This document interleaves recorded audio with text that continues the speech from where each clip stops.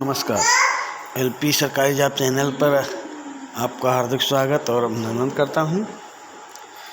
आपके उज्जवल हो इस कामना के साथ इस सेशन का शुरुआत कर रहा हूं। ये सेशन कक्षा 10 सामाजिक विज्ञान पार्ट 2 का पहला पाठ है, यानी भूगोल का पहला पाठ।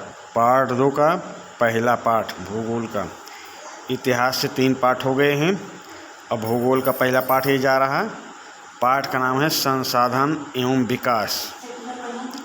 संसाधन एवं विकास बहुविकल्पी प्रश्न। तो संसाधन एवं विकास से जो बहुविकल्पी प्रश्न बन सकते हैं उन प्रश्नों को इसमें समाहित किया हूँ। इन बहुविकल्पी प्रश्नों के जरिए आपको लघु उत्तरीय और दीर्घ उत्तरीय प्रश्नों को करने में सहायता मिलेगी।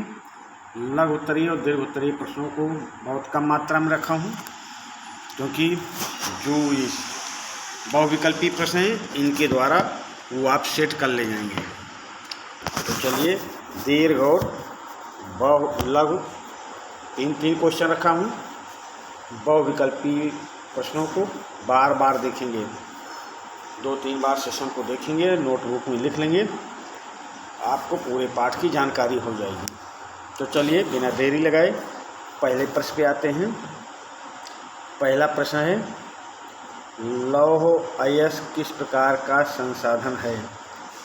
लौह अयस्क किस प्रकार का संसाधन है? नवीकरण योग्य संसाधन है, या प्रवाह संसाधन है, या जैव संसाधन है, या अनवीकरण योग्य संसाधन है? प्रश्न नंबर 1, लौह अयस्क किस प्रकार का संसाधन है? नवीकरण योग्य संसाधन है, या प्रवाह संसाधन है, या जैव संसाधन है, या अनवीकरण योग्य संसाधन है? तो प्रश्न नंबर 1 का सही उत्तर होगा अनवीकरण योग्य संसाधन। प्रश्न नंबर 1 का ऑप्शन डी सही उत्तर होगा। अगले प्रश्न पे आ जाएं। प्रश्न नंबर 2, ज्वारीय ऊर्जा निम्नलिखित में से किस प्रकार का संसाधन नहीं है? ज्वारीय ऊर्जा निम्नलिखित में से किस प्रकार का संसाधन नहीं है? ऑप्शन देखें।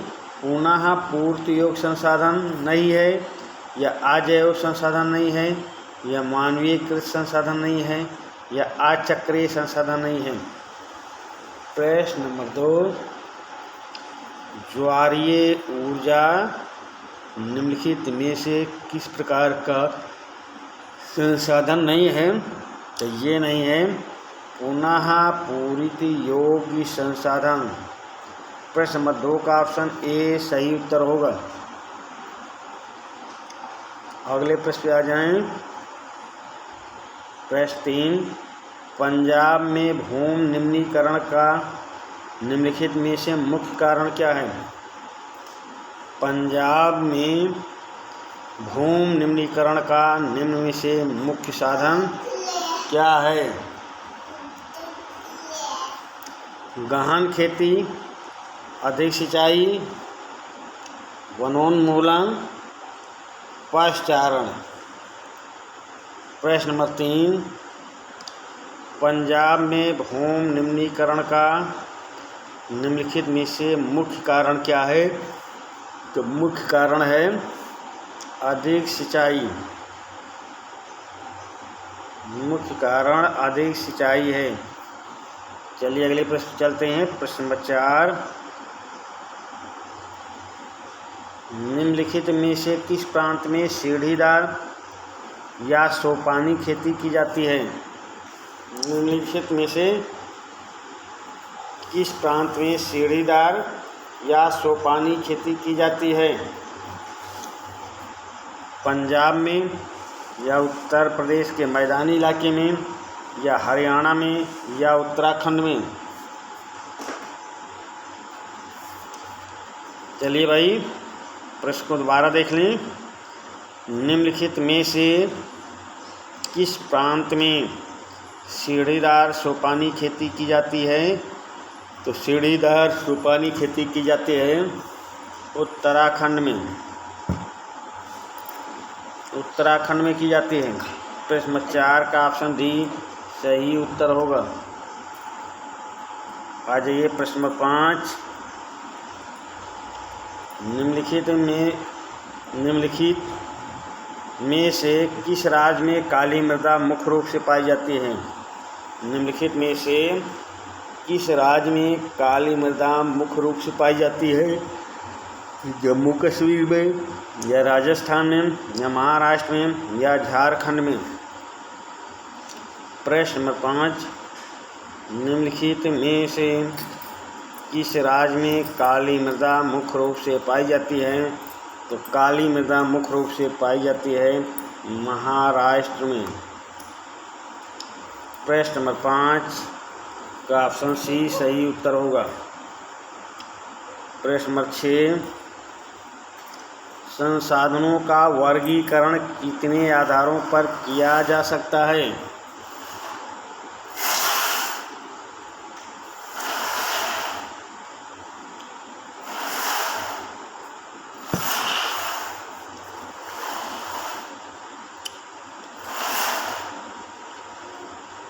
संसाधनों का वर्गीकरण कितने आधारों पर किया जा सकता है?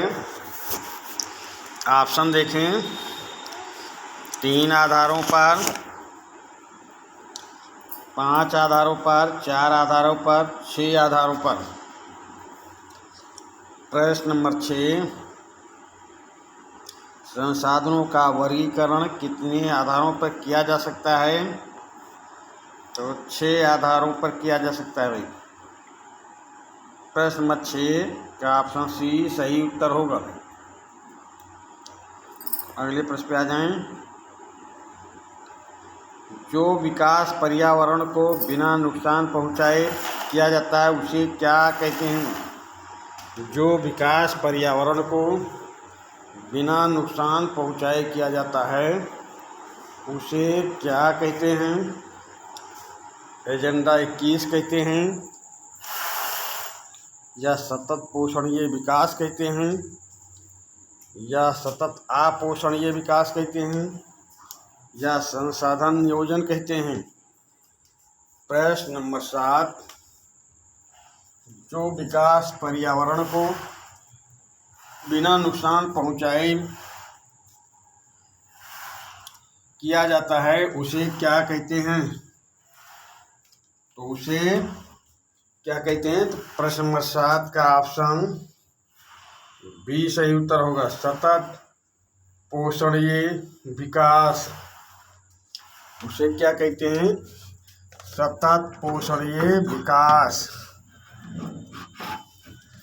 चलिए अगले प्रश्न पे आते हैं।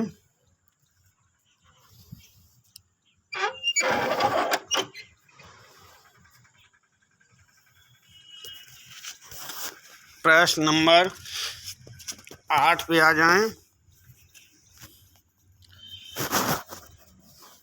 ऐसे उपाय अथवा तकनीक जिनके द्वारा संसाधनों का उचित प्रयोग सुनिश्चित किया जा सके क्या कहलाता है? ऐसे उपाय अथवा तकनीक जिसके द्वारा संसाधनों का उचित प्रयोग सुनिश्चित किया जा सके क्या कहलाता है? संसाधन विकास, या संसाधन संरक्षण, या संसाधन चरण, या संसाधन नियोजन? तो उसे संसाधन नियोजन कहा जाएगा भाई। ऐसे उपाय अथवा तकनीक जिसके द्वारा संसाधनों का उचित प्रयोग सुनिश्चित किया जा सके कहलाता है संसाधन नियोजन। अगले प्रश्न पे चलते हैं। प्रश्न नंबर 9। विभिन्न प्राकृतिक तथा मानवीय क्रियाकलापों द्वारा मृदा का कृषि की योग्य न रह पाना क्या कहलाता है?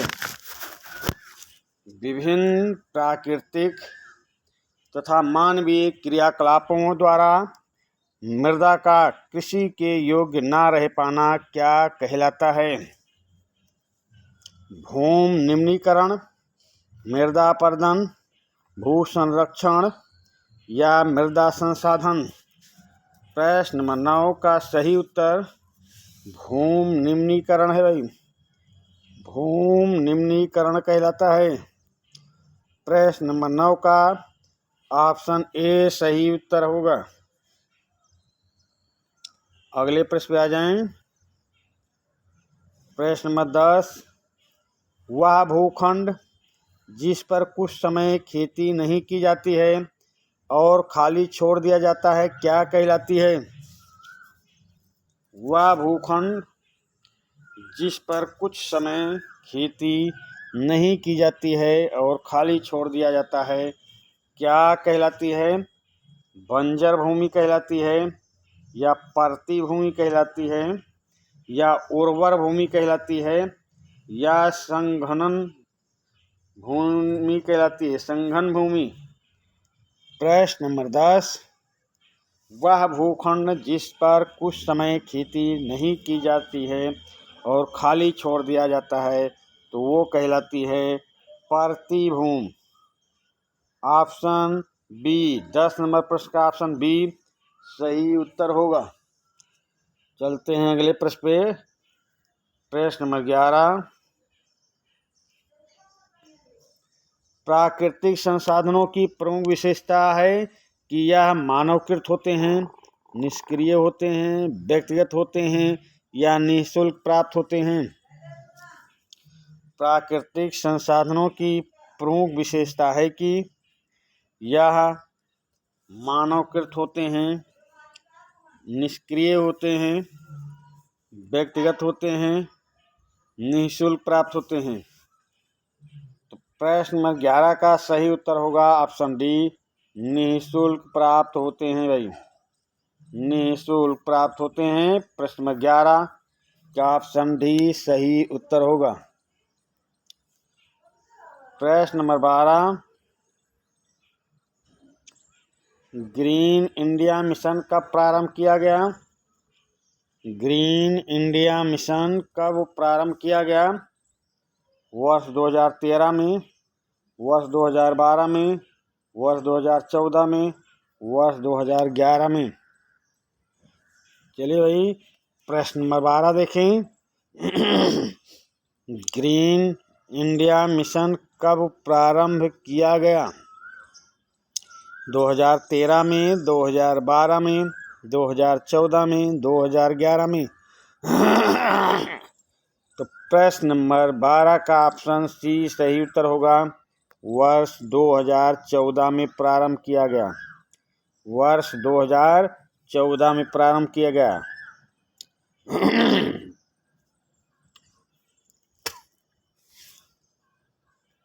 प्रश्न नंबर 13 पे आ जाएं। किस खनिज को काला सोना कहा जाता है? किस खनिज को काला सोना कहा जाता है? बॉक्साइट को, मैग्नीज को, कोयले को या लोहे को? प्रश्न नंबर 13, किस खनिज को काला सोना कहा जाता है? बॉक्साइट को कहा जाता है या मैग्नीज को कहा जाता है या कोयले को कहा जाता है या लोहे को? तो काला सोना कहा जाता है कोयले को। प्रश्न नंबर 13 का ऑप्शन सी सही उत्तर होगा। प्रश्न नंबर 14, ज्वारीय वन मुख्य रूप से कहाँ पाए जाते हैं? ज्वारीय वन मुख्य रूप से कहाँ पाए जाते हैं? पश्चिम बंगाल में पाए जाते हैं या उड़ीसा में पाए जाते हैं या कर्नाटक में पाए जाते हैं या केरल में पाए जाते हैं?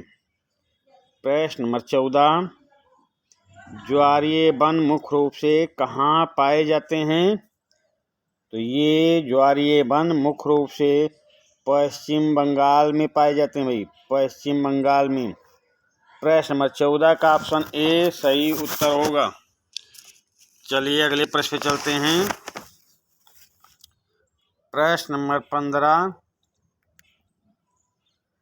सामान्य आधार पर संसाधन कितने प्रकार के होते हैं? सामान्य आधार पर संसाधन कितने प्रकार के होते हैं? एक प्रकार का होता है, या दो प्रकार का, या तीन प्रकार का, या चार प्रकार के? प्रश्न नंबर 15, सामान्य आधार पर संसाधन कितने प्रकार के होते हैं? तो जहाँ सामान्य आधार की बात आएगी भाई, वहाँ पर संसाधन दो प्रकार के होंगे। प्रश्न नंबर 15 का ऑप्शन बी सही उत्तर होगा। अगले प्रश्न पे आ जाएं। प्रश्न नंबर 16, भारत में प्रोजेक्ट टाइगर की शुरुआत कब की गई? भारत में प्रोजेक्ट टाइगर की शुरुआत कब की गई?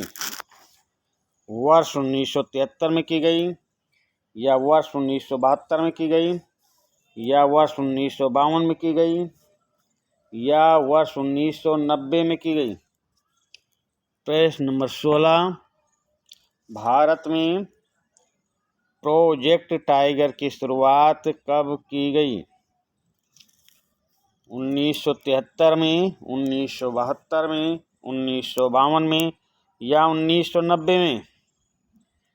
तो भारत में प्रोजेक्ट टाइगर की शुरुआत की गई है 1973 में।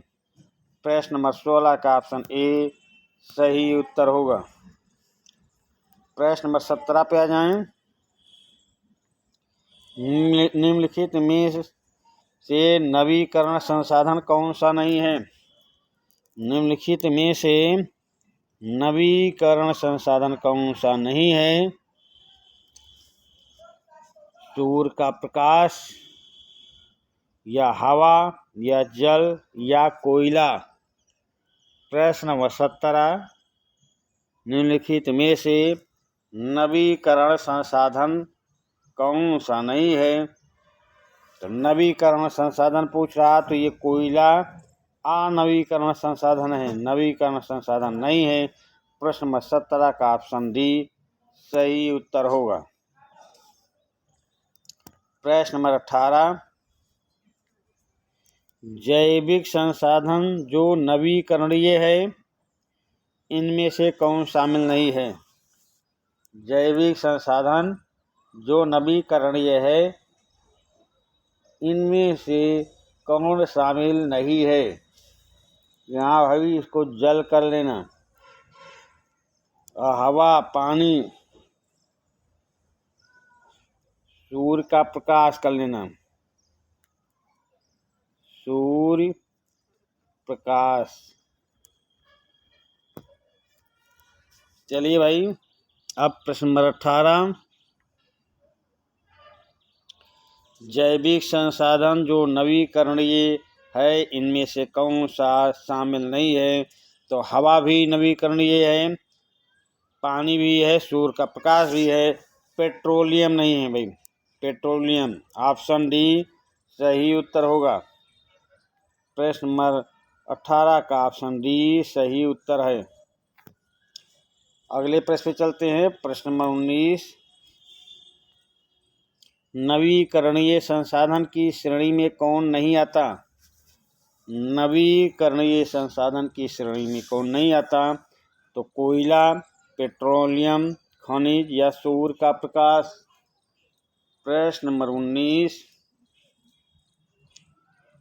नवीकरणीय संसाधन की श्रेणी में कौन नहीं आता है? तो कोयला नहीं आता, या पेट्रोलियम, या खनिज, या सूर्य प्रकाश? तो सूर्य का प्रकाश नवीकरणीय श्रेणी में आता है। नवीकरणीय श्रेणी में कौन नहीं आता? तो ये सूर्य का प्रकाश नहीं आता, ये अनवीकरणीय है सूर्य का प्रकाश, क्योंकि ये तीनों एक कैटेगरी में हैं, सूर्य का प्रकाश अलग कैटेगरी में है।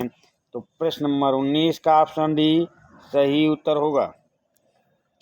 प्रश्न नंबर 20, निम्नलिखित में से कौन सा जीवाश्म ईंधन नहीं है? निम्नलिखित में से कौन सा जीवाश्म ईंधन नहीं है?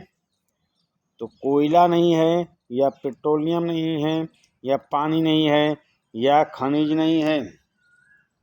प्रश्न नंबर 20, निम्नलिखित में से कौन सा जीवाश्म ईंधन नहीं है? तो कोयला, पेट्रोलियम, पानी या खनिज। तो पानी जीवाश्म साधन या जीवाश्म ईंधन नहीं है। पानी। प्रश्न नंबर 20 का ऑप्शन सी सही उत्तर होगा। अगले प्रश्न पे चलते हैं। प्रश्न नंबर 21, निम्नलिखित में से कौन सा संसाधन व्यक्तिगत स्वामित्व के अंतर्गत आता है? निम्नलिखित में से कौन सा साधन व्यक्तिगत स्वामित्व के अंतर्गत आता है? तो भूखंड या घर, कार, सार्वजनिक शौचालय, कुआं।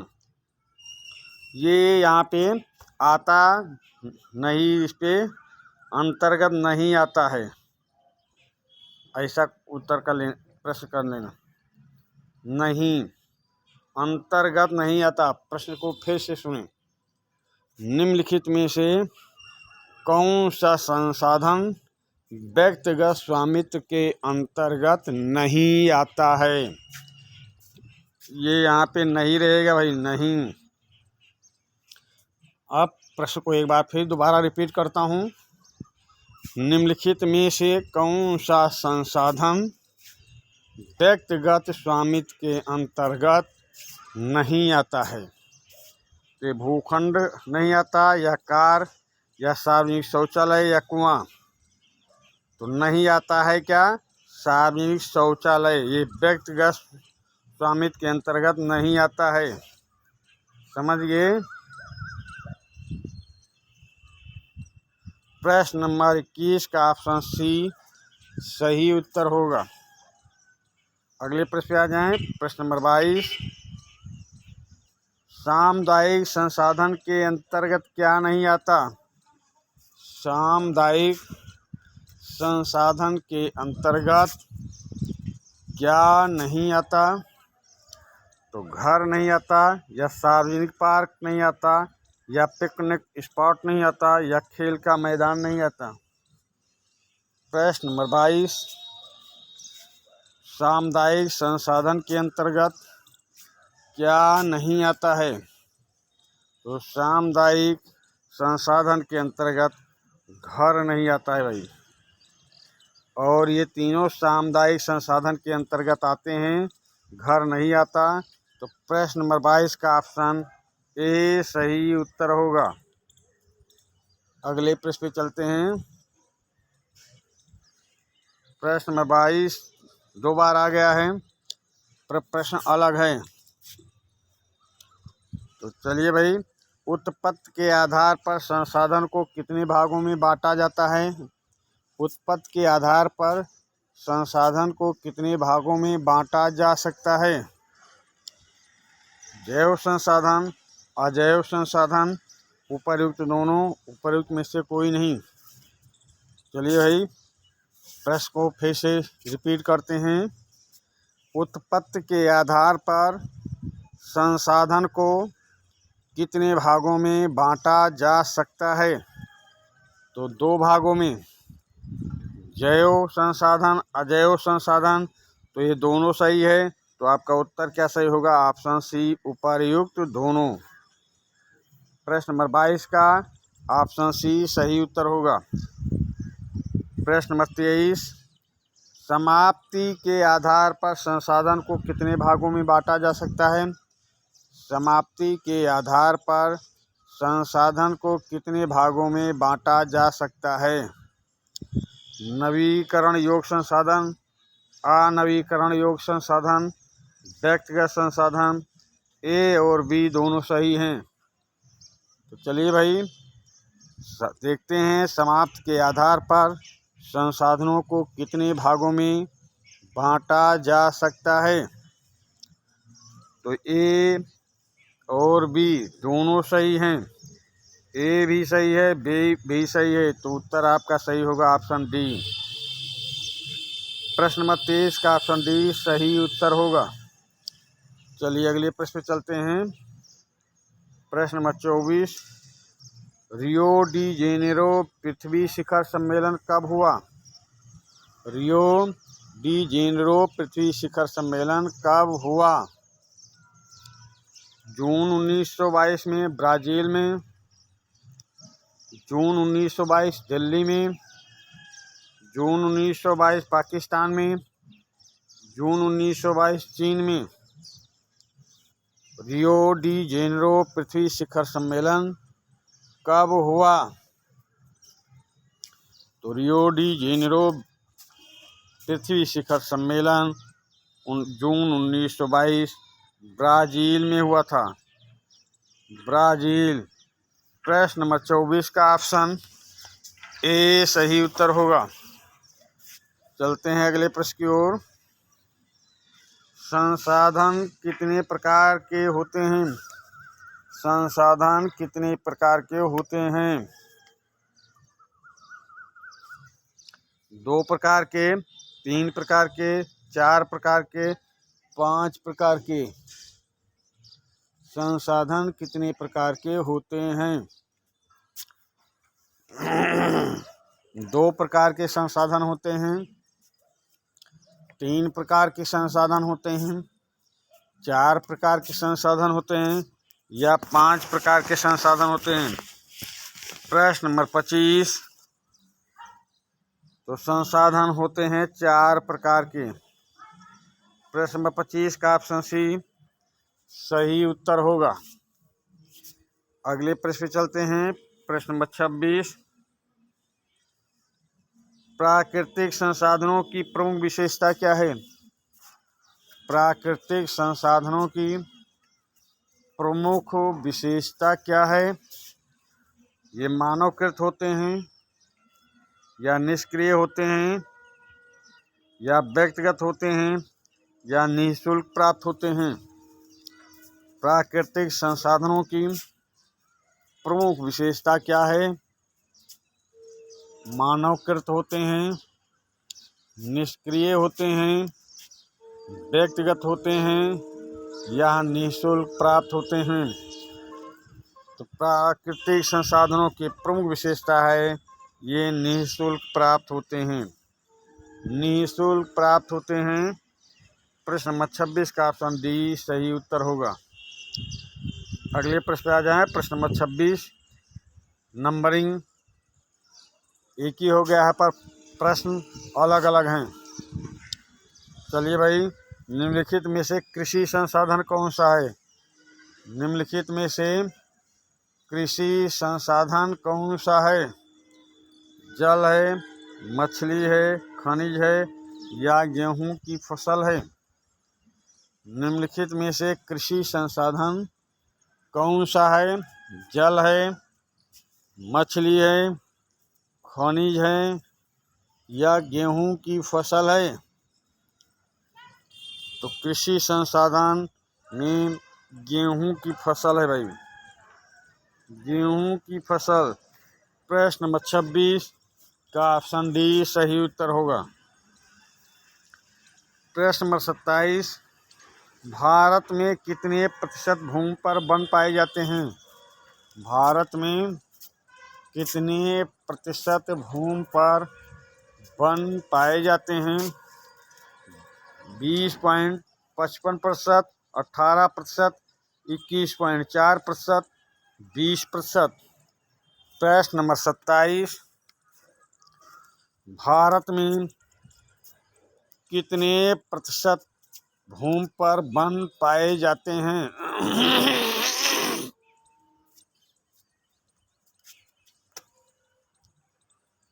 तो भारत में 21.4% भूमि पर वन पाए जाते हैं। प्रश्न नंबर 27 का ऑप्शन सी सही उत्तर होगा। प्रश्न नंबर 28। जलोढ़ मिट्टी किस फसल की खेती के लिए सर्वाधिक उपयुक्त है? प्रश्न नंबर 28। जलोढ़ मिट्टी किस फसल की खेती के लिए सर्वाधिक उपयुक्त है? चाय के लिए, रबड़ के लिए, कपास के लिए या गेहूं के लिए?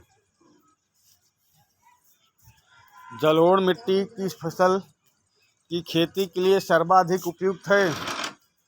चाय की खेती के लिए, रबड़ की खेती के लिए, कपास की खेती के लिए या गेहूं की खेती के लिए? चलिए भाई बताने का प्रयास करते हैं। प्रश्न नंबर 28, जलोढ़ मिट्टी किस फसल की खेती के लिए उपयुक्त है? तो गेहूं की फसल के लिए, गेहूं की फसल के लिए उपयुक्त है जलोढ़ मिट्टी। प्रश्न नंबर 28 का ऑप्शन डी सही उत्तर होगा। प्रश्न नंबर 29, जलोढ़ मिट्टी का निर्माता किसके द्वारा होता है? निर्माण किसके द्वारा होता है? निर्माण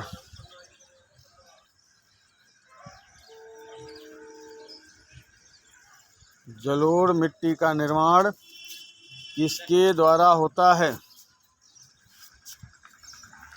ज्वालामुखी द्वारा होता है, या पवन द्वारा होता है, या हिमानी द्वारा होता है, या नदियों द्वारा होता है? जलोढ़ मिट्टी का निर्माण किसके द्वारा होता है? ज्वालामुखी द्वारा होता है, पवन द्वारा होता है, हिमानी द्वारा होता है, या नदियों द्वारा होता है? तो जलोढ़ मिट्टी का निर्माण होता है नदियों द्वारा, नदियों द्वारा होता है। प्रश्न नंबर 29 का ऑप्शन डी सही उत्तर होगा। अगले प्रश्न पे आ जाएं। प्रश्न नंबर 30, पश्चिम बंगाल के सुंदरबन में किस प्रकार की मिट्टी पाई जाती है? पश्चिम बंगाल के सुंदरबन में किस प्रकार की मिट्टी पाई जाती है? जलोढ़ मिट्टी पाई जाती है, लवणीय मिट्टी पाई जाती है, काली मिट्टी पाई जाती है, या लाल मिट्टी पाई जाती है?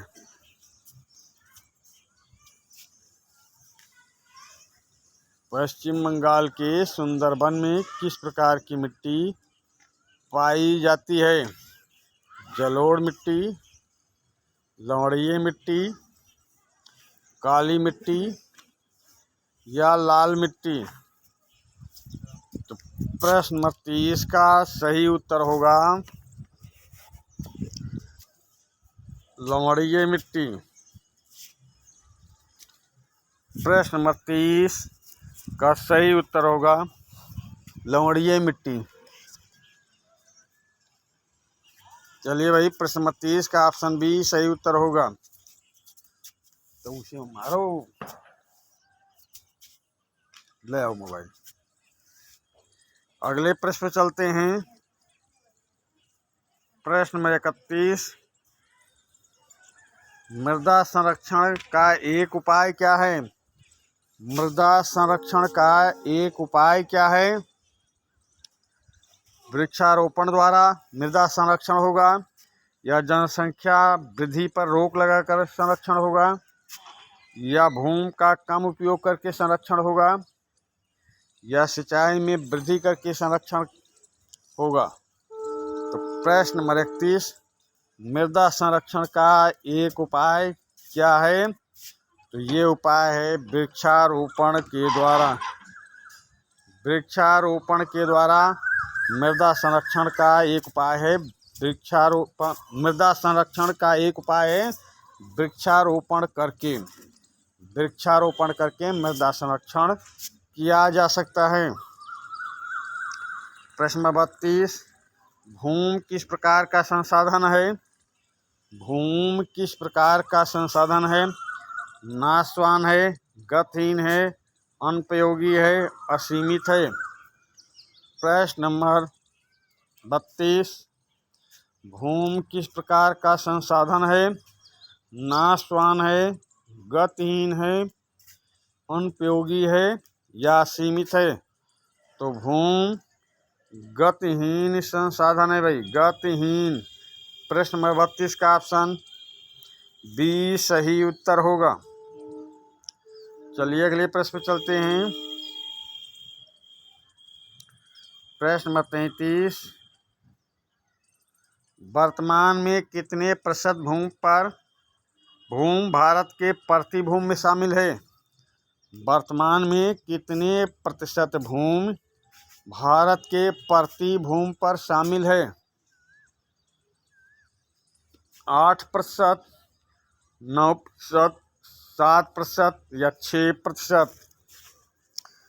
प्रश्न नंबर 33, वर्तमान में कितने प्रतिशत भूमि भारत के प्रति भूमि में शामिल है? 8%, 9%, 7% या 6%? तो वर्तमान में 7% भूमि 7% भूमि प्रति भूमि में शामिल है।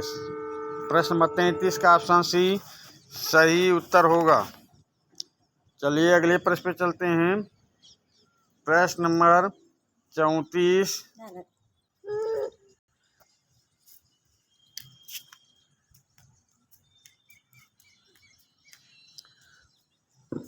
प्रश्न नंबर 34, निम्नलिखित में से कौन सा कारक मृदा अपरदन के लिए उत्तरदायी है?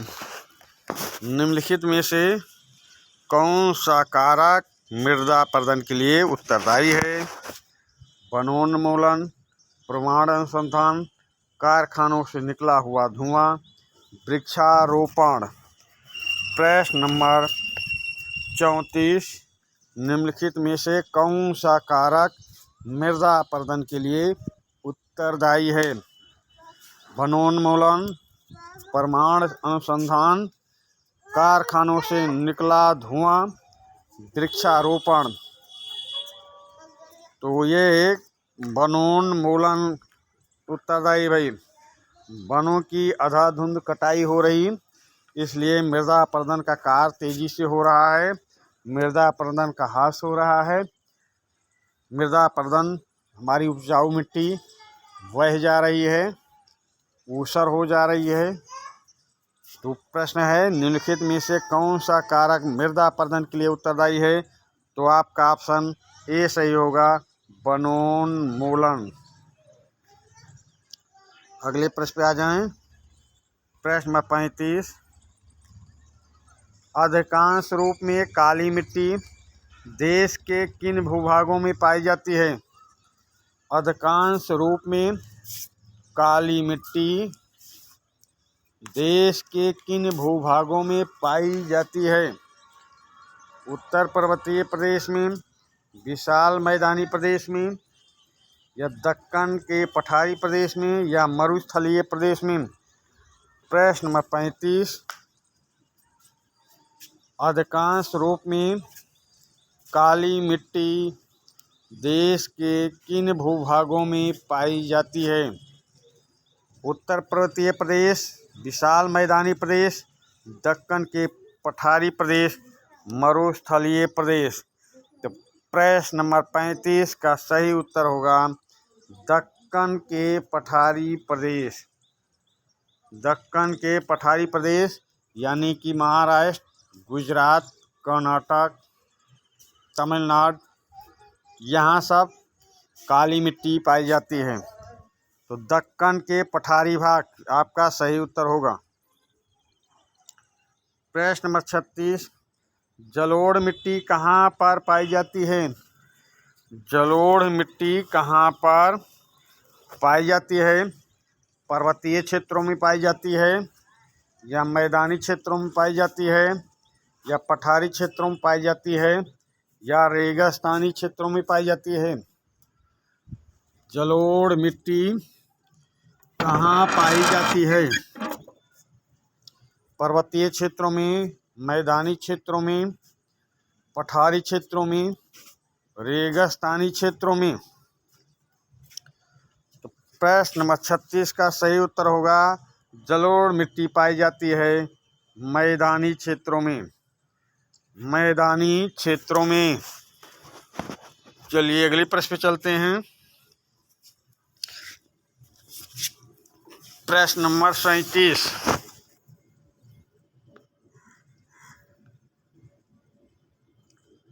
घास एवं झाड़ियाँ किस मिट्टी में पैदा होती हैं?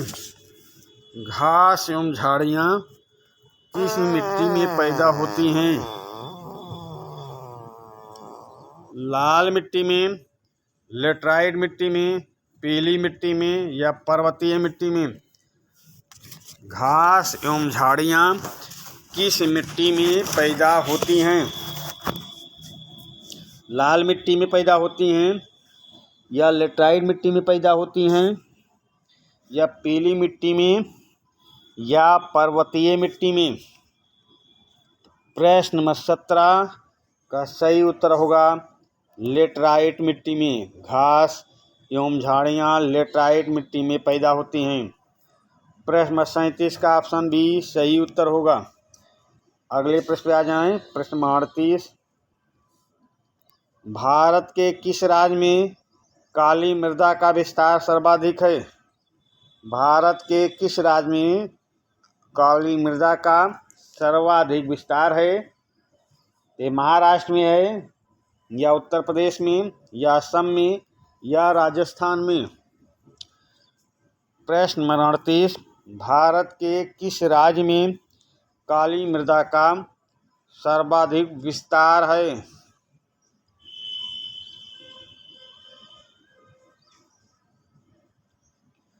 तो प्रश्न नंबर 38 का सही उत्तर होगा ऑप्शन ए महाराष्ट्र में। अभी इससे पहले प्रश्न में आपको व्याख्या में बता चुका हूँ। महाराष्ट्र, गुजरात, कर्नाटक, तमिलनाडु, यहाँ पे काली मिट्टी ज़्यादा पाई जाती है दक्कन के पठार में। तो वही प्रश्न थोड़ा घुमा के आपके सामने आया है। भारत के किस राज्य में काली मृदा का विस्तार सर्वाधिक है? तो महाराष्ट्र में। प्रश्न 38 का ऑप्शन ए सही उत्तर होगा। प्रश्न 39, कौन सी मिट्टी बरसात में चिपचिपी हो जाती है? कौन सी मिट्टी बरसात में चिपचिपी हो जाती है? लाल मिट्टी या काली मिट्टी या जलोढ़ मिट्टी या पर्वतीय मिट्टी? प्रश्न नंबर 39, कौन सी मिट्टी बरसात में चिपचिपी हो जाती है? लाल मिट्टी, काली मिट्टी, जलोढ़ मिट्टी या पर्वतीय मिट्टी? तो ये बरसात में चिपचिपी हो जाती है जलोढ़ मिट्टी। प्रश्न नंबर 39 का ऑप्शन सी सही उत्तर होगा। चलिए अगले प्रश्न पे चलते हैं। प्रश्न नंबर 39 दो बार आ गए हैं। लेटराइट मिट्टी किस राज्य में अधिक मिलती है? लेटराइट मिट्टी किस राज्य में अधिक मिलती है? कर्नाटक में या असम में या मेघालय में या उत्तर प्रदेश में? प्रश्न नंबर 39 दो बार आया है। तो लेटराइट मिट्टी सर्वाधिक किस राज्य में अधिक मिलती है? तो लेटराइट मिट्टी अधिक मिलती है आसाम में। असम में। प्रश्न 39 का ऑप्शन बी सही उत्तर होगा। प्रश्न नंबर 40 देखें। लेटराइट मृदा का रंग कैसा होता है? लेटराइट मृदा का रंग कैसा होता है? काला रंग होता है या पीला रंग होता है या भूरा रंग होता है या लाल रंग होता है? प्रश्न नंबर 40, लेटराइट मृदा का रंग कैसा होता है? तो लेटराइट मृदा का रंग होता है भाई पीला। लेटराइट मिट्टी का रंग पीला होता है। प्रश्न नंबर 40 का ऑप्शन बी सही उत्तर होगा। प्रश्न नंबर 41, कपास की खेती के लिए कौन सी मिट्टी उपयुक्त होती है? कपास की खेती के लिए कौन सी मिट्टी उपयुक्त होती है? बलुई मिट्टी या पर्वतीय मिट्टी या जलोढ़ मिट्टी या काली मिट्टी? कपास की खेती के लिए कौन सी मिट्टी उपयुक्त होती है? बलुई मिट्टी, पर्वतीय मिट्टी, जलोढ़ मिट्टी या काली मिट्टी। तो प्रश्न नंबर 41 का सही उत्तर होगा काली मिट्टी। ऑप्शन डी सही उत्तर होगा। कपास की खेती के लिए काली मिट्टी उपयुक्त होती है।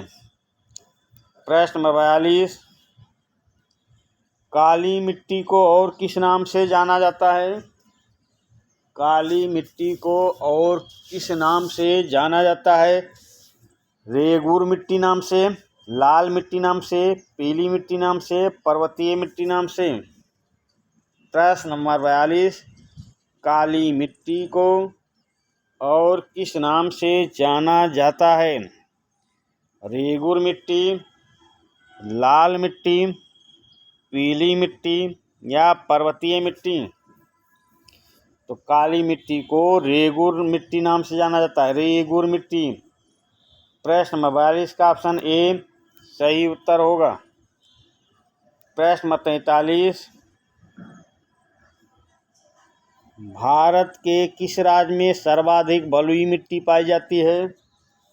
भारत के किस राज्य में सर्वाधिक बलुई मिट्टी पाई जाती है? उत्तर प्रदेश में या मध्य प्रदेश में या राजस्थान में या गुजरात में। प्रश्न नंबर 43 भारत के किस राज्य में सर्वाधिक बलुई मिट्टी पाई जाती है? तो भारत के उस राज्य का नाम है राजस्थान, जहाँ पे बलुई मिट्टी सबसे ज़्यादा पाई जाती है, राजस्थान। प्रश्न नंबर 43 का ऑप्शन सी सही उत्तर होगा। प्रश्न नंबर 44 लौह अयस्क किस प्रकार का संसाधन है? ये प्रश्न पहले भी आ चुका है, तो जो रिपीट प्रश्नों इन पे विशेष ध्यान देने की ज़रूरत है। जो प्रश्न रिपीट हो रहे हैं उनको विशेष ध्यान दो। प्रश्न नंबर 44 लौह अयस्क किस प्रकार का संसाधन है?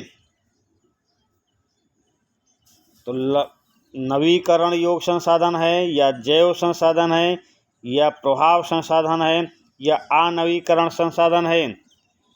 तो लौह अयस्क किस प्रकार का संसाधन है? तो ये है अनवीकरणीय संसाधन। प्रश्न नंबर 44 का ऑप्शन डी सही उत्तर होगा।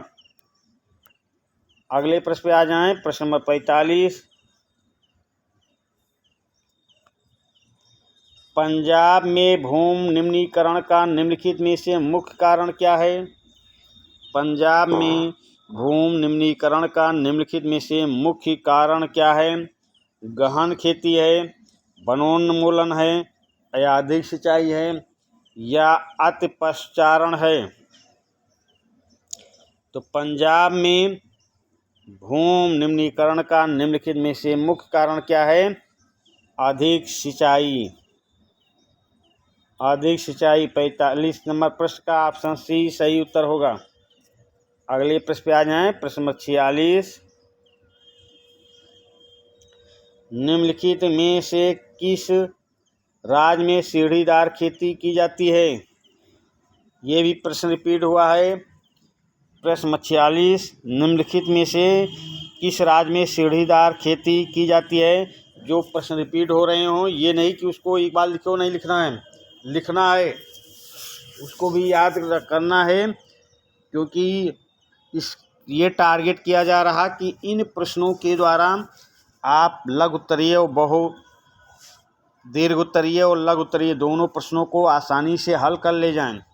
तो ये बहुविकल्पी प्रश्नों के द्वारा ही आप लघु उत्तरीय और दीर्घ उत्तरीय प्रश्नों का हल कर ले जाएंगे, आपको कोई दिक्कत नहीं होगी। बहुविकल्पी प्रश्न 2-3 बार देखें।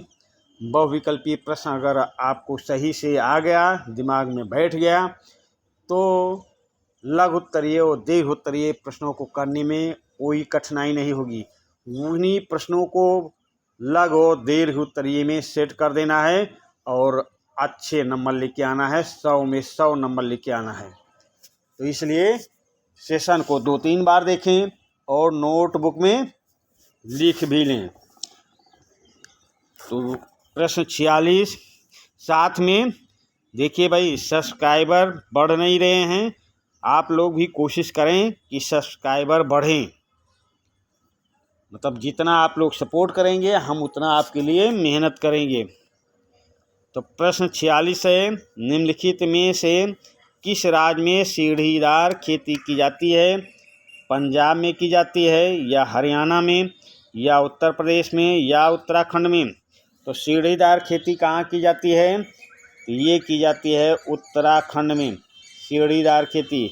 प्रश्न 46 का ऑप्शन डी सही उत्तर होगा। अगले प्रश्न पे आ जाएं। इनमें से किस राज्य में काली मृदा पाई जाती है? अब 4 ऑप्शन दिया है। यहाँ महाराष्ट्र नहीं है, कर्नाटक नहीं है, ये सब नहीं है। अब आपको बताना है इनमें से किस राज्य में काली मृदा पाई जाती है। तो व्याख्या में मैं बता चुका हूँ। अब अपना दिमाग लगाए और कमेंट के माध्यम से बताएं इनमें से किस राज्य में काली मृदा पाई जाती है। कमेंट करके बताएं। हम जो भी कमेंट आता है उसको पढ़ते ज़रूर हैं। तो इनमें से किस राज्य में काली मृदा पाई जाती है? तो पहले स्थान पे महाराष्ट्र है और दूसरे स्थान पे गुजरात है। ऑप्शन में महाराष्ट्र नहीं है, तो हम गुजरात को सही करेंगे। प्रश्न नंबर 47 का ऑप्शन बी सही उत्तर होगा। प्रश्न नंबर 48, मृदा किस प्रकार का प्राकृतिक संसाधन है? मृदा किस प्रकार का प्राकृतिक संसाधन है? नवीकरण योग्य संसाधन, अनवीकरण योग्य संसाधन, जैव संसाधन, संभावित संसाधन? चलिए भाई, प्रश्न को फिर से देखें। मृदा किस प्रकार का प्राकृतिक संसाधन है? तो नवीकरण योग्य संसाधन, अनवीकरण योग्य संसाधन, जैव संसाधन, या संभावित संसाधन? तो मृदा नवीकरण योग्य संसाधन है भाई। प्रश्न 48 का ऑप्शन ए सही उत्तर होगा। आगे चलते हैं। फिर ये प्रश्न 48 ही है पर प्रश्न अलग है, तो नंबरिंग 1 है। पवन संसाधन का एक प्रकार है। पवन संसाधन का एक प्रकार है।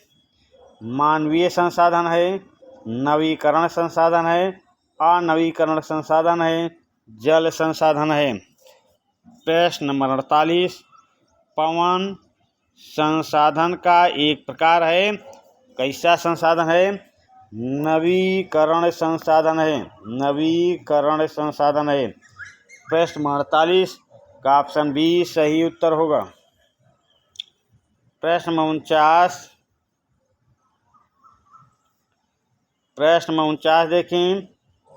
सार्वजनिक एवं निजी क्षेत्रों को किस आधार पर वर्गीकृत किया जा सकता है? प्रश्न 49, सार्वजनिक एवं निजी क्षेत्र को किस आधार पर वर्गीकृत किया जाता है? रोजगार की परिस्थितियों के आधार पर, रोजगार की परिस्थितियों के आधार पर, या आर्थिक क्रिया की प्रकृति पर, या उद्यम के स्वामित्व पर, या किसी उद्यम में काम कर रहे श्रमिकों की संख्या पर? प्रश्न नंबर 49, सार्वजनिक एवं निजी क्षेत्र को किस आधार पर वर्गीकृत किया जाता है? तो ये किया जाता है उद्यम के आधार पर। उद्यम के आधार पर। प्रश्न नंबर 49 का ऑप्शन सी सही उत्तर होगा। चलिए अगले प्रश्न पे चलते हैं। प्रश्न नंबर 50 देखते हैं। एजेंडा 21 का संबंध किससे है? एजेंडा 21 का संबंध किससे है? सतत पोषणीय विकास से, या जलवायु परिवर्तन से, या वैश्विक तापन नियंत्रण से, या ओजोन परत विनाशीकरण से? प्रश्न नंबर 50, एजेंडा 21 का संबंध किससे है? सतत पोषणीय विकास से, जलवायु परिवर्तन से, वैश्विक तापमान नियंत्रण से या ओजोन परत विनाशीकरण से?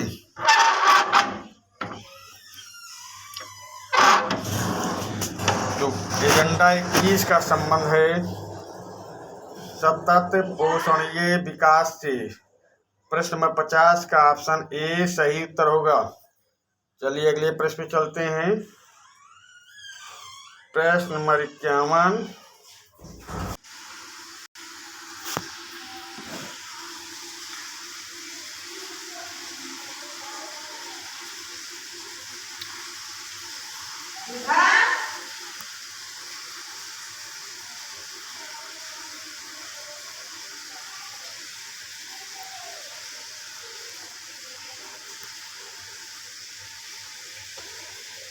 भारत में लेटराइट मिट्टी किस राज्य में नहीं पाई जाती? प्रश्न है 51, भारत में लेटराइट मिट्टी किस राज्य में नहीं पाई जाती है? तमिलनाडु में, केरल में, बिहार में, झारखंड में। प्रश्न नंबर 51, भारत में लेटराइट मिट्टी किस राज्य में नहीं पाई जाती है? तो किस राज्य में नहीं पाई जाती है? तो तमिलनाडु में पाई जाती है, केरल में पाई जाती है, झारखंड में पाई जाती है, बिहार में नहीं पाई जाती। भारत में लेटराइट मिट्टी बिहार में नहीं पाई जाती। यही आपका सही उत्तर होगा। ऑप्शन सी सही उत्तर है। अगले प्रश्न पे चलते हैं। प्रश्न नंबर 52, मृदा अपरदन के क्या कारण हैं? मृदा अपरदन के क्या कारण हैं? जल प्रवाह, पवन, वनों की कटाई, ये सभी मृदा अपरदन के क्या कारण हैं? जल प्रवाह, पवन, वनों की कटाई, ये सभी। तो मृदा अपरदन के कारण प्रश्न नंबर 52 में ये सभी हैं। मृदा अपरदन के कारण जल प्रवाह है, पवन है, वनों की कटाई है। तो आपका उत्तर क्या सही होगा? ये सभी हैं। अगले प्रश्न पे चलते हैं। प्रश्न नंबर 53। प्रश्न नंबर 53 देखें भाई। भूमि किस प्रकार का संसाधन है? भूमि किस प्रकार का संसाधन है? प्राकृतिक है, मानव निर्मित है, सौर ऊर्जा से निर्मित है, इनमें से कोई नहीं। भूमि किस प्रकार का संसाधन है? प्राकृतिक, मानव निर्मित, सौर ऊर्जा से निर्मित या इनमें से कोई नहीं। तो भूमि प्राकृतिक साधन है भाई।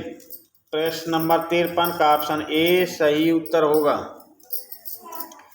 प्रश्न नंबर 54। प्रश्न नंबर 54 देखें। निम्नलिखित में से कौन एक मिट्टी का प्रकार नहीं है? निम्नलिखित में से कौन एक मिट्टी का प्रकार नहीं है? काली मिट्टी नहीं है, या पीली मिट्टी नहीं है, या लेटराइट मिट्टी नहीं, या सीमेंट मिट्टी नहीं है। तो प्रश्न नंबर 54, निम्नलिखित में से कौन एक मिट्टी का प्रकार नहीं है? तो वो मिट्टी का प्रकार नहीं है सीमेंट मिट्टी। सीमेंट मिट्टी का प्रकार नहीं है। प्रश्न नंबर 54 का ऑप्शन डी सही उत्तर होगा। अगले प्रश्न पे आ जाएं। प्रश्न नंबर 55।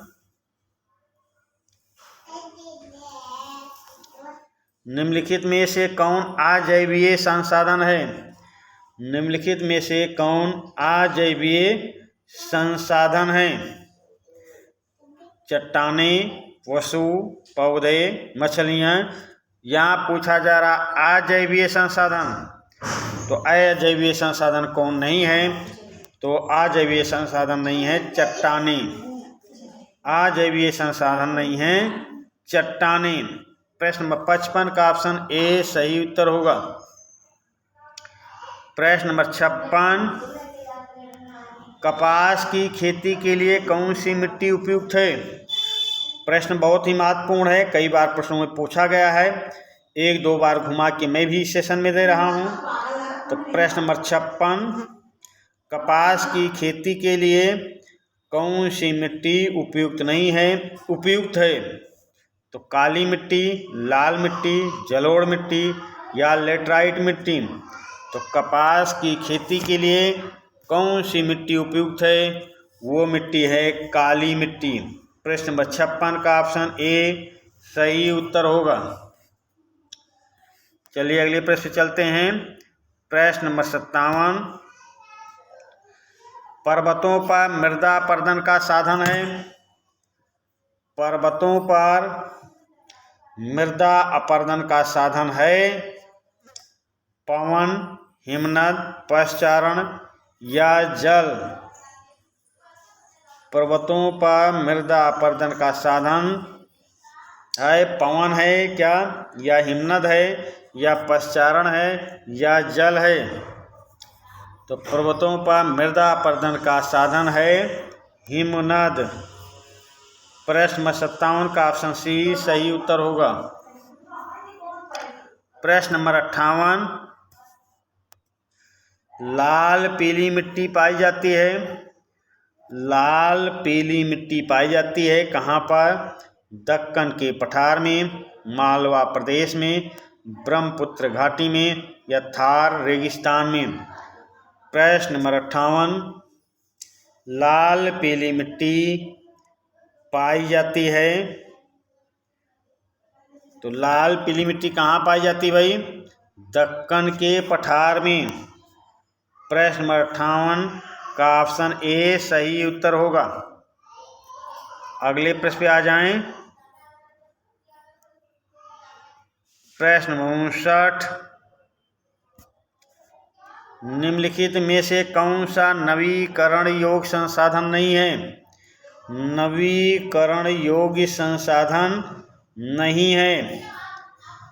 पवन ऊर्जा नहीं है, या जल नहीं है, या जीवाश्म ईंधन नहीं है, या वन नहीं है। तो नवीकरण योग्य संसाधन कौन सा नहीं है?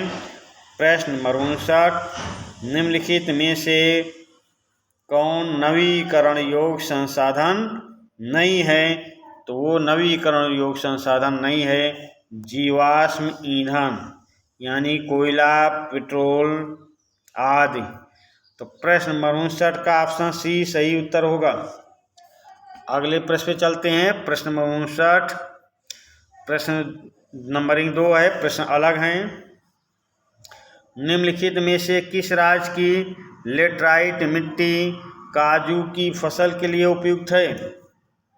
निम्नलिखित में से किस राज्य की मिट्टी या किस राज्य की लेटराइट मिट्टी काजू की फसल के लिए उपयुक्त है? तो तमिलनाडु की है, या आंध्र प्रदेश, या केरल, या ये सभी की। प्रश्न नंबर 59, निम्न में से किस राज्य की लेटराइट मिट्टी काजू की फसल के लिए उपयुक्त है? तो प्रश्न नंबर 59 का सही ऑप्शन होगा ऑप्शन डी। ये सभी जगहों पे काजू का उत्पादन होता है। चलिए अगले प्रश्न पे चलते हैं। प्रश्न नंबर 60, निम्न में से कौन सा एक व्यक्तिगत संसाधन नहीं है? निम्नलिखित में से कौन सा एक व्यक्तिगत संसाधन नहीं है? तो बागान व्यक्तिगत संसाधन है। चारागाह ये भी व्यक्तिगत संसाधन हो सकता है। भूमि ये भी व्यक्तिगत संसाधन हो सकता है, पर खनिज संपदा व्यक्तिगत संसाधन नहीं है, और यही ऑप्शन सही उत्तर होगा। प्रश्न नंबर 60 का ऑप्शन डी सही उत्तर होगा। चलते हैं अगले प्रश्न पे। प्रश्न नंबर 61, संसाधनों का वर्गीकरण किस किस आधार पर किया जा सकता है? संसाधनों का वर्गीकरण किस किस आधार पर किया जा सकता है? उत्पत्ति के आधार पर किया जा सकता है, या समाप्ति के आधार पर किया जा सकता है, या स्वामित्व के आधार पर किया जा सकता है, या इन सभी आधारों पर समाप्त किया जा सकता है? प्रश्न नंबर 61, संसाधनों का वर्गीकरण किस किस आधार पर किया जा सकता है? तो संसाधनों का वर्गीकरण उत्पत्ति के आधार पर किया जा सकता है, समाप्ति के आधार पर किया जा सकता है, स्वामित्व के आधार पर किया जा सकता है। अर्थात आपका उत्तर सही होगा ऑप्शन डी, इन सभी आधारों पर किया जा सकता है। प्रश्न 62, भूक्षरण से क्या समझते हैं? भूक्षरण से आप क्या समझते हैं? भूमि का अनुपजाऊ होना, भूमि का दलदली होना, भूमि का उपजाऊ होना, योजनाबद्ध उपयोग। तो भूक्षरण से तात्पर्य क्या है? तो भूक्षरण से तात्पर्य है भूमि का अनुपजाऊ होना, भूमि का अनुपजाऊ होना। चलिए अगले प्रश्न पे आ जाएं। प्रश्न नंबर 63, संसाधनों को किस आधार पर संभावित, विकसित एवं संचित भंडार के रूप में विभाजित किया जाता है? प्रश्न नंबर 63, संसाधनों को किस आधार पर संभावित, विकसित तथा संचित भंडार के रूप में किया जा सकता है? तो विकास के स्तर के रूप में, स्वामित्व के रूप में, उत्पाद के रूप में, या समाप्ति के रूप में? चलिए भाई उत्तर बताते हैं। संसाधनों को किस आधार पर संभावित, विकसित तथा संचित भंडार के रूप में विभाजित किया जा सकता है या किया जाता है? तो विकास के स्तर के रूप में। प्रश्न नंबर 63 का ऑप्शन ए सही उत्तर होगा। अगले प्रश्न पे चले हैं। प्रश्न नंबर 64, निम्न में से कौन सा जैव संसाधन का उदाहरण नहीं है? निम्नलिखित में से कौन सा जैव संसाधन का उदाहरण नहीं है? मनुष्य नहीं है, या प्राणजात नहीं है, या धातु नहीं है, या पशुधन नहीं है? प्रश्न नंबर 64, निम्न में से कौन सा जैव संसाधन का उदाहरण नहीं है? तो ये मनुष्य जैव संसाधन है, प्राणजात जैव संसाधन है, पशुधन जैव संसाधन है, पर धातु जैव संसाधन नहीं है। और यही ऑप्शन बी आपका सही, ऑप्शन सी आपका सही उत्तर होगा। प्रश्न नंबर 64 का ऑप्शन सी सही उत्तर है। प्रश्न नंबर 66,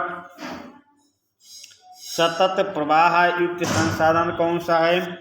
सतत प्रवाह युक्त संसाधन कौन सा है? सौर ऊर्जा है, या पवन है, या जल है, या ये सभी हैं? प्रश्न नंबर 66, सतत प्रवाह युक्त संसाधन कौन सा है? सौर ऊर्जा, पवन ऊर्जा, जल, या ये सभी? तो सतत प्रवाह युक्त संसाधन ये सभी हैं। प्रश्न नंबर 66 का ऑप्शन डी सही उत्तर होगा। प्रश्न नंबर 68, निम्नलिखित में से व्यक्तिगत संसाधन का उदाहरण कौन सा है? निम्नलिखित में से व्यक्तिगत संसाधन का उदाहरण कौन सा है? बाग व्यक्तिगत हो सकता है, तालाब भी व्यक्तिगत हो सकता है, अपना नलकूप भी व्यक्तिगत हो सकता है। तो आपका उत्तर क्या सही होगा? Option D. प्रश्न नंबर 67 का ऑप्शन डी सही उत्तर होगा। अगले प्रश्न पे आते हैं। प्रश्न नंबर 68, निम्न में से कहाँ पर पवन तथा सौर ऊर्जा संसाधनों की अपार संभावना है जिनका प्रभावी तरीके से उपयोग नहीं हुआ है। निम्न में से कहाँ पर पवन तथा सौर ऊर्जा संसाधनों की अपार संभावना है जिनका प्रभावी तरीके से उपयोग नहीं हुआ है?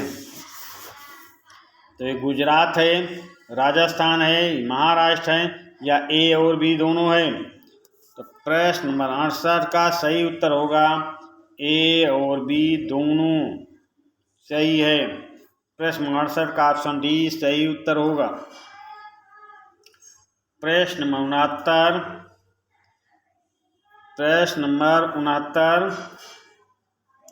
निम्न में से किस राज्य में खनिज संसाधनों की उपलब्धता अधिक है किंतु संसाधनों की कमी है? प्रश्न नंबर 69 निम्न में से किस राज्य में खनिज संसाधनों की उपलब्धता अधिक है किंतु अन्य संसाधनों की कमी है? ये छत्तीसगढ़ में ऐसा है, झारखंड में या छत्तीसगढ़ में या मध्य प्रदेश में या सभी जगहों पर? प्रश्न नंबर 69 निम्न में से किस राज्य में खनिज संसाधनों की उपलब्धता अधिक है किंतु अन्य संसाधनों की कमी है?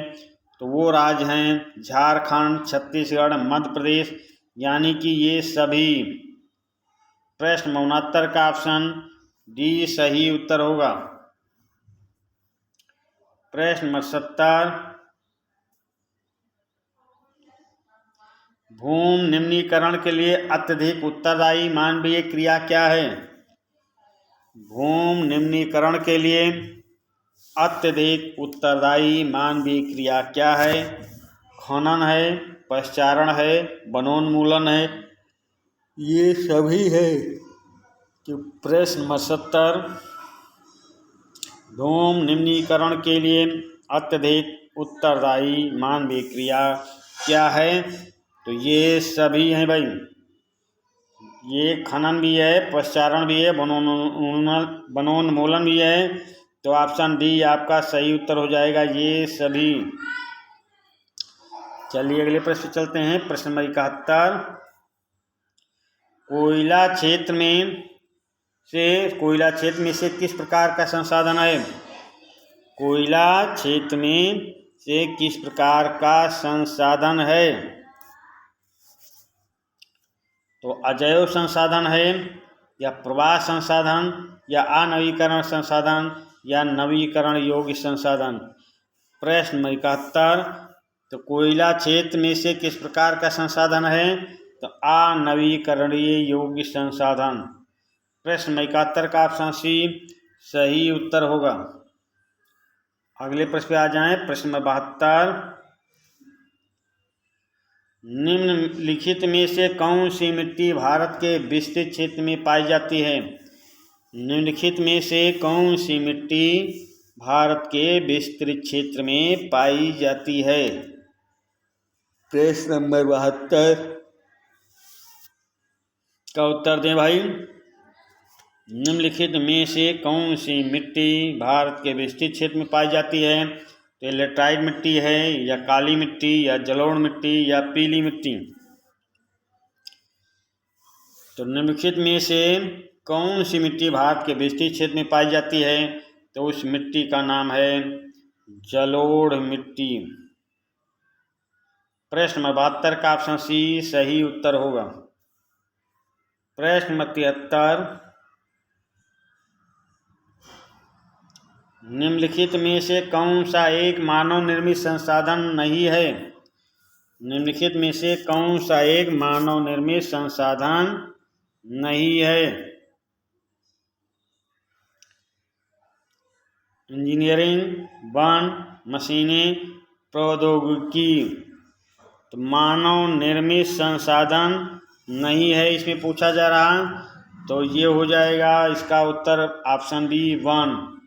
प्रश्न नंबर 73 का ऑप्शन बी सही उत्तर होगा। प्रश्न नंबर 74 भूमि कैसा संसाधन है? भूमि कैसा संसाधन है? प्राकृतिक है, मानव निर्मित है, सौर ऊर्जा से निर्मित है या इनमें से कोई नहीं? भूमि कैसा संसाधन है? तो भूमि कैसा संसाधन है? प्राकृतिक संसाधन है, प्राकृतिक संसाधन। चलिए अगले प्रश्न चलते हैं। प्रश्न 75, निम्नलिखित में से कौन सा नवीकरणीय संसाधन नहीं है? निम्नलिखित में से कौन सा नवीकरणीय संसाधन नहीं है? ऑप्शन देखें, पवन ऊर्जा, जल, जीवाश्मी ईंधन, वन। तो निम्नलिखित में से कौन सा नवीकरणीय संसाधन नहीं है? तो वो नहीं है जीवाश्मी ईंधन। प्रश्न 75 का ऑप्शन सी सही उत्तर होगा। प्रश्न 76, कपास की खेती के लिए कौन सी मिट्टी उपयुक्त है? कपास की खेती के लिए कौन सी मिट्टी उपयुक्त है? काली मिट्टी, लाल मिट्टी, जलोढ़ मिट्टी, लेटराइट मिट्टी। तो काली मिट्टी को रेगुर मिट्टी भी कहा जाता है, काली मिट्टी को कपास मिट्टी भी कहा जाता है। अब आप उत्तर समझ गए होंगे। कपास की खेती के लिए काली मिट्टी सर्वाधिक उपयुक्त है। प्रश्न 76 का ऑप्शन ए सही उत्तर होगा। प्रश्न 77, कोयला निम्नलिखित में से किस प्रकार का संसाधन है? कोयला निम्नलिखित में से किस प्रकार का संसाधन है? अजैव संसाधन है, प्रवाह संसाधन है, अनवीकरण योग्य संसाधन है या नवीकरण योग्य संसाधन है? प्रश्न नंबर 77, कोयला निम्नलिखित में से किस प्रकार का संसाधन है? तो कोयला संसाधन है अनवीकरणीय योग्य संसाधन है। प्रश्न नंबर 77 का ऑप्शन सी सही उत्तर होगा। अगले प्रश्न पे आ जाते हैं। फिर प्रश्न 77 ये है, चाय की खेती के लिए कौन सी मिट्टी उपयुक्त है? चाय की खेती के लिए कौन सी मिट्टी उपयुक्त है? लाल मिट्टी, जलोढ़ मिट्टी, पर्वतीय मिट्टी या लेटराइट मिट्टी? प्रश्न नंबर 77, चाय की खेती के लिए कौन सी मिट्टी उपयुक्त है? तो चाय की खेती के लिए उपयुक्त मिट्टी है कौन सी भाई? लेटराइट मिट्टी। प्रश्न नंबर 77 का ऑप्शन डी सही उत्तर होगा। प्रश्न नंबर 78 पे आ जाएं। निम्नलिखित में से किसकी अधिक मात्रा जलोढ़ मिट्टी में पाई जाती है? निम्नलिखित में से किसकी अधिक मात्रा जलोढ़ मिट्टी में पाई जाती है? पोटास पाया जाता है या चूना पाया जाता है या फास्फोरस या सभी मिलते हैं? तो प्रश्न नंबर 78 का सही उत्तर होगा जलोढ़ मिट्टी में ये सभी गुण मिलते हैं भाई, सभी गुण मिलते हैं, सभी पदार्थ मिलते हैं। तो उत्तर क्या हो जाएगा? ऑप्शन डी सही उत्तर होगा। ऑप्शन डी सही उत्तर होगा। चलिए अगले प्रश्न पे चलते हैं। प्रश्न 79, निम्न में से कौन सा संसाधन पुनः चक्रीय है? निम्नलिखित में से कौन सा संसाधन पुनः चक्रीय संसाधन है? लोहा, पवन ऊर्जा, ज्वारीय ऊर्जा, पशुधन। प्रश्न नंबर 79,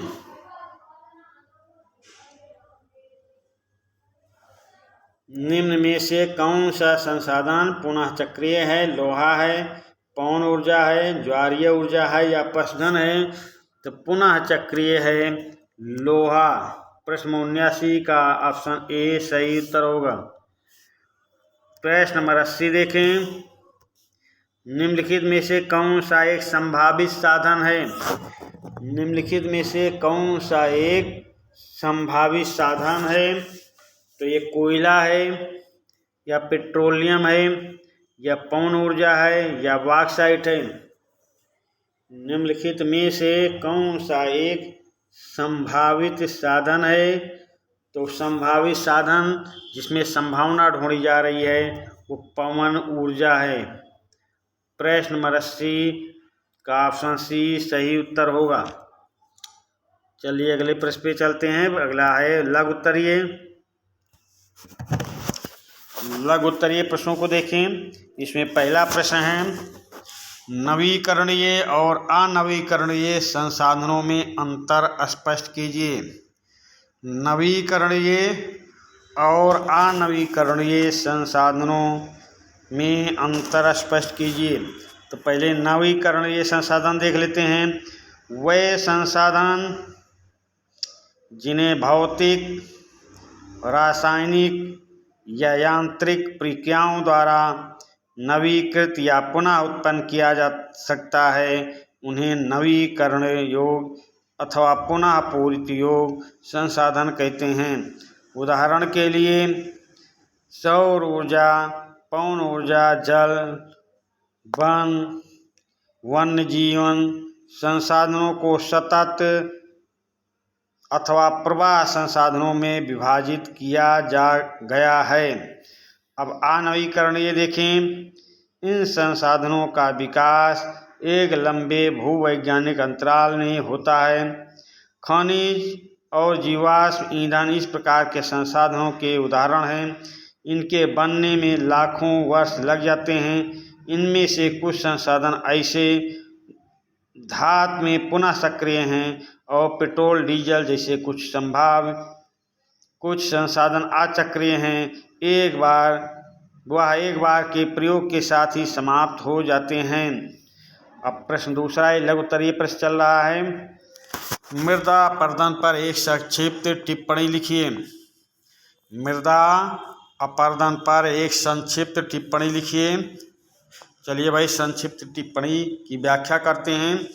भूमि की ऊपरी परत के हट जाने की प्रक्रिया को मृदा अपरदन कहते हैं।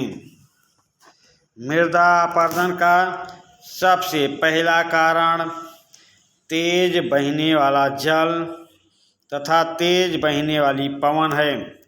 यह दोनों मिट्टी की ऊपरी परत को अपने साथ बहाकर ले जाते हैं और भूमि को कृषि के लिए अनुपयोगी बना देते हैं। कुछ मानवीय कारक भी मृदा अपरदन को बढ़ावा देते हैं। वो अपने भवन निर्माण कार्यों से प्रेरित होकर रोड़ी, बजड़ी, संगमरमर, मदरपुर आदि प्राप्त करते हैं।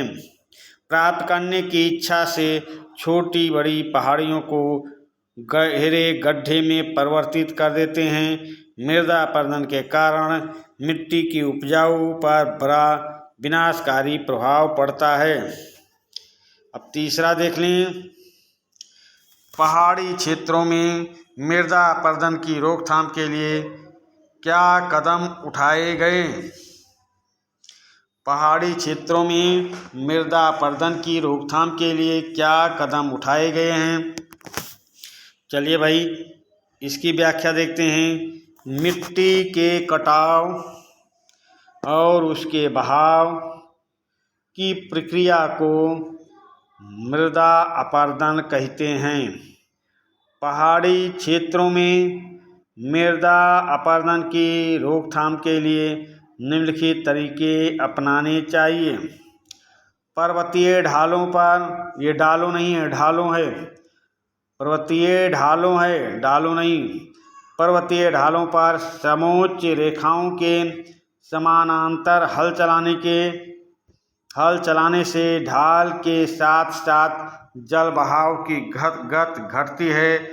इसे समोच्च जुताई कहा जाता है। दूसरा देखें। पर्वतीय ढालों पर सीढ़ीदार खेत बनाकर अवनालिका अपरदन को रोका जा सकता है। पर्वतीय ढालों पर सीढ़ीदार खेत बनाकर अवनालिका अपरदन को रोका जा सकता है। आगे देखें तीसरा। पर्वतीय क्षेत्रों में पट्टी कृषि के द्वारा मृदा अपरदन को रोका जाता है। चौथी, पर्वतीय ढालों पर बांध बनाकर जल प्रवाह को समुचित ढंग से खेती के काम में लगाया जा सकता है। मिट्टी रोधक बांध अवनालिकाओं के फैलाव को रोकते हैं। तीसरा फिर से देखें, पर्वतीय क्षेत्रों में पट्टी कृषि के द्वारा मृदा अपरदन को रोका जा सकता है। मृदा अपरदन को, ये अपरदन है भाई, ये अपरदन है। पर्वतीय क्षेत्र में पट्टी कृषि के द्वारा मृदा अपरदन को रोका जाता है।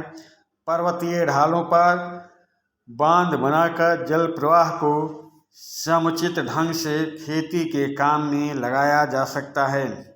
मिट्टी रोधक बांध अवनालिकाओं के फैलाव को रोकते हैं। देखिए भाई, लघु उत्तरीय में 3 प्रश्न ही रखा हूँ, वो भी छोटे छोटे, क्योंकि बहुविकल्पी प्रश्नों के द्वारा 3 से अगर और भी प्रश्न आते हैं तो बहुविकल्पी प्रश्न आपके सामने हैं। वो बहुविकल्पी प्रश्नों से लघु उत्तरीय के और क्वेश्चन भी कर सकते हैं या इन लघु उत्तरीय को और बढ़ा भी सकते हैं। तो चलिए अब दीर्घ उत्तरीय प्रश्न में क्या है, मृदा अपरदन से आप क्या समझते हैं? अपरदन के लिए उत्तरदायी कारणों का उल्लेख कीजिए। मृदा अपरदन से आप क्या समझते हैं? अपरदन के लिए उत्तरदायी कारकों का उल्लेख कीजिए। चलिए भाई देखते हैं, मिट्टी के कटाव और उसके बहाव की प्रक्रिया को मृदा अपरदन कहा जाता है। मृदा के बनने और अपरदन की क्रियाएं आमतौर पर साथ साथ चलती हैं, किंतु विभिन्न मानवीय क्रियाओं से मृदा अपरदन तेजी से होने लगता है। इसके लिए निम्नलिखित कारण उत्तरदायी हैं। नंबर 1, भौतिक कारण। मृदा अपरदन के लिए उत्तरदायी मुख्य भौतिक कारण निम्नलिखित हैं। नंबर 1, ढाल वाली भूमि पर अपरदन समतल भूमि की अपेक्षा ज़्यादा होता है। नंबर 2, तीव्र व मूसलाधार वर्षा से मृदा अपरदन होता है या मृदा की ऊपरी परत को अपने साथ बहा ले जाती है।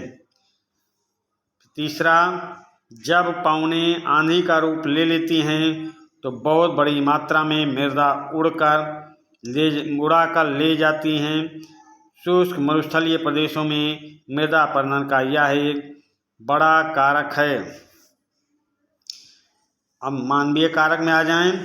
निम्नलिखित कुछ मानवीय कारकों को भी मृदा अपरदन के लिए उत्तरदायी माना जाता है।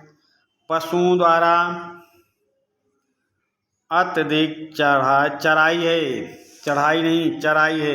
पशुओं द्वारा अत्यधिक चराई से भूमि पर वनस्पति का आवरण समाप्त हो जाता है। इस स्थिति में मृदा का जल और वायु का प्रवाह तीव्र होता है। दूसरा देखें, वृक्षों की जड़ मृदा की रक्षा करती हैं। वनों के कटाव से मृदा अपरदन में तेजी आ गई है, क्योंकि पानी और पौधों के बहाव को वृक्ष कम कर सकते हैं। तीसरा देखें, खनिज पदार्थ निकालने के लिए खनन कार्य से भी मृदा अपरदन होता है। तीसरा, खनिज पदार्थ निकालने के लिए खनन कार्य से भी मृदा अपरदन होता है। चौथा देखें, कृषि के गलत तरीकों से भी मृदा अपरदन होता है। कृषि के गलत तरीकों से भी मृदा अपरदन होता है। गलत ढंग से हल चलाने, जैसे ढाल पर ऊपर से नीचे की ओर हल चलाने से वाहिकाएं बन जाती हैं, जिसके अंदर से बहता पानी आसानी से मिट्टी का कटाव करता है। पांचवा देखें, मनुष्य भवन निर्माण कार्य के लिए रोड़ी, बजरी, संगमरमर, बदरपुर आदि प्राप्त करने के लिए छोटी बड़ी पहाड़ियों को गहरे गड्ढों में परिणत कर देते हैं। अब प्रश्न 2 आ जाएं। मृदा अपरदन को रोकने के उपाय बताइए। मृदा अपरदन को रोकने के उपाय बताइए। मृदा अपरदन के कारण भूमि कृषि योग्य नहीं रहती, उसकी उपजाऊ शक्ति समाप्त हो जाती है। मृदा अपरदन को रोकना आवश्यक है। इसके लिए निम्नलिखित उपाय किए जा सकते हैं। वनारोपण या काफ़ी मात्रा में पेड़ लगाने से मृदा अपरदन की प्रक्रिया रोकी जा सकती है। पेड़ों का बंजर भूमि तथा पहाड़ी नालों पर लगाना अत्यधिक लाभदायक सिद्ध होता है। इस ढंग से वायु अपरदन को भी रोका जा सकता है। दूसरा देखें, ढाल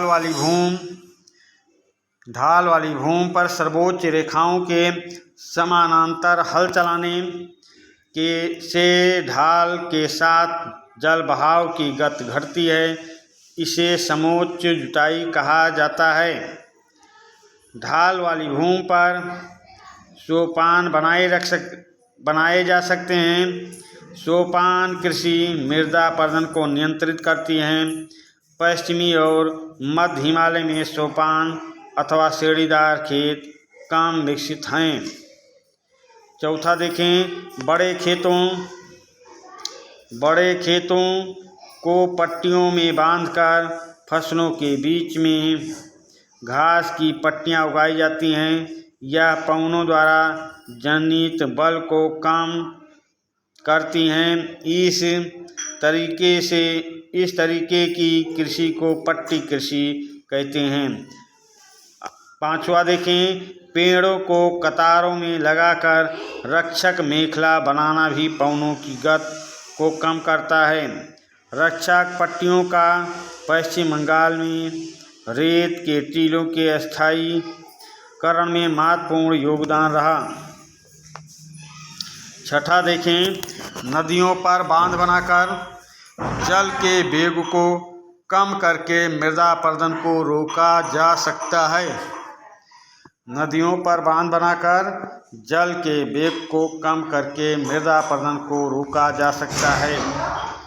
सातवां देखें, पशुचारण पर प्रतिबंध लगाकर तथा कृषि प्रणाली में सुधार करके भी मृदा अपरदन को नियंत्रित किया जा सकता है। अब तीसरा देख लें, भारत में पाई जाने वाली विभिन्न प्रकार की मिट्टियों का वर्णन कीजिए। भारत में पाई जाने वाली विभिन्न प्रकार की मिट्टियों का वर्णन कीजिए। चलिए भाई, इसकी व्याख्या देखते हैं। भारत में अनेक प्रकार के उच्चावच जलवायु आकृतियाँ और वनस्पतियाँ पाई जाती हैं। इस कारण अनेक प्रकार की मिट्टियाँ भी पाई जाती हैं। जलोढ़ मिट्टी, भारत का संपूर्ण उत्तरी मैदान जलोढ़ मृदा से बना है। यह हिमालय के 3 महत्वपूर्ण नदी तंत्र सिंधु, गंगा और ब्रह्मपुत्र नदियों द्वारा लाए गए निक्षेप बनी हैं। जलोढ़ मृदा से रेत, सिल्ट और मृत्तिका के विभिन्न अनुपात पाए जाते हैं, जिस कारण यह बहुत उपजाऊ होती है। इसमें पोटास, फास्फोरस और चूना होता है। यह मिट्टी गन्ने, चावल, गेहूं और अन्य अनाजों तथा दलहनी फसलों के खेती के लिए उपयुक्त होती है। काली मिट्टी, इस मिट्टी का रंग काला होता है। इन्हें रेगुर मिट्टी भी कहा जाता है। काली मिट्टी कपास की खेती के लिए उचित समझी जाती है। इस प्रकार की मिट्टी दक्कन पठार क्षेत्र के उत्तरी पश्चिमी भागों में पाई जाती हैं। यह मिट्टियाँ महाराष्ट्र, सौराष्ट्र, मालवा, मध्य प्रदेश और छत्तीसगढ़ के पठार में पाई जाती है। इस मिट्टी में कैल्शियम कार्बोनेट, मैग्नीशियम, पोटास और चूने जैसे पौष्टिक तत्वों से भरपूर होती हैं। अब अगला देखें, लाल और पीली मिट्टी। इस मिट्टी में लोहे के कणों की मात्रा अधिक होने के कारण इसका रंग लाल होता है तथा कहीं कहीं पर पीला भी होता है। यह मिट्टी उड़ीसा, छत्तीसगढ़, मध्य प्रदेश मध्य गंगा के मैदान, दक्षिणी छोर पर और पश्चिमी घाट में पहाड़ों पर पाई जाती हैं। लेटराइट मिट्टी उच्च तापमान और अत्यधिक वर्षा वाले जल क्षेत्रों में विकसित होती हैं। यह भारी वर्षा से अत्यधिक निक्षालन का परिणाम है। इस मिट्टी में ह्यूमस की मात्रा कम पाई जाती है। यह मिट्टी मुख्य तौर पर कर्नाटक, केरल, तमिलनाडु, मध्य प्रदेश, उड़ीसा तथा आसाम के पहाड़ी क्षेत्रों में पाई जाती है। ये मृदा काजू की फसल के लिए अधिक उपयुक्त है। मरुस्थलीय मिट्टी का रंग लाल और भूरा होता है। यह मिट्टी आमतौर पर रेतीली और लवणीय होती है। शुष्क जलवायु और उच्च तापमान के कारण जल वाष्प अंदर ही अंदर अधिक होती हैं। मिट्टी में ह्यूमस और नम की कमी होती है। इस मिट्टी को सही तरीके से सिंचित करके कृषि योग्य बनाया जा सकता है, जैसे कि पश्चिमी राजस्थान में हो रहा है। वन मृदा, यह मृदा पर्वतीय क्षेत्रों में पाई जाती है जहाँ पर्याप्त वर्षा वन उपलब्ध हैं। इस क्षेत्र के गठन में पर्वतीय पर्यावरण के अनुसार बदलाव आता है। नदी घाटियों में यह मृदा दोमट और सिल्टदार होती है, परंतु ऊपरी ढालों पर उनका गठन मोटे कोणों का होता है। हिमालय के नीचे आर्द्र क्षेत्रों में इस मृदा का बहुत अधिक अपरदन होता है। तो चलिए भाई, इसी प्रश्न के साथ इस सेशन का समापन करेंगे। इसमें लघु उत्तरीय और दीर्घ उत्तरीय प्रश्न 3-3 प्रश्न रखे हैं, ज़्यादा प्रश्न नहीं रखे हैं, कम रखे हैं। इसका मूल कारण है कि आप जो बहुविकल्पियों प्रश्नों को अच्छी तरह से दिमाग में रख लेंगे, अच्छी तरह से दिमाग में बैठ जाएगा। तो बहुविकल्पी प्रश्नों के द्वारा इन प्रश्नों को भी आप बढ़ा सकते हैं। इन्हीं प्रश्नों से उठा के बहुविकल्पी प्रश्न बनाया हूँ। तो बहुविकल्पी प्रश्नों इन व्याख्याओं से बन जाएंगे। उस बहुविकल्पी प्रश्नों के द्वारा इसकी व्याख्या और आप बड़ी कर सकते हैं। और जो इसमें नहीं है, अगर उसके अलावा भी प्रश्न आता है तो आप बहुविकल्पी प्रश्नों के द्वारा उन प्रश्नों को भी हल कर सकते हैं। तो चलिए भाई, अब हम बहुविकल्पी प्रश्नों के द्वारा लघु और दीर्घ उत्तरीयों को टारगेट किए हैं। आप भी 2-3 बार सेशन को देखें और उसके बाद में नोट करें। चलिए अब इसी के साथ हम समापन करते हैं। धन्यवाद।